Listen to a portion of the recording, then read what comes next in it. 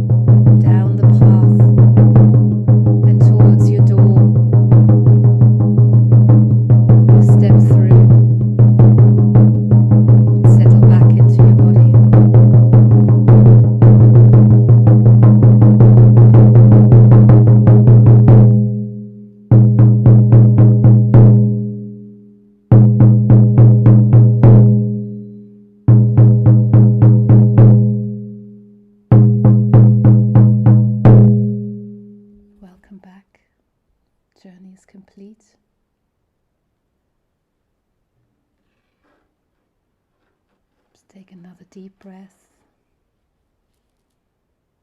and open your eyes when you're ready. Maybe stay with this feeling of what it feels like to flow without resistance, through lots of changes, but always yourself. And that's what life can feel like too. And maybe remember that sensation when you get to a crossroads or face a decision, when you have to flow or battle. Remember what it feels like to flow. Thank you very much, and see you again soon. Lots of blessings. Bye-bye.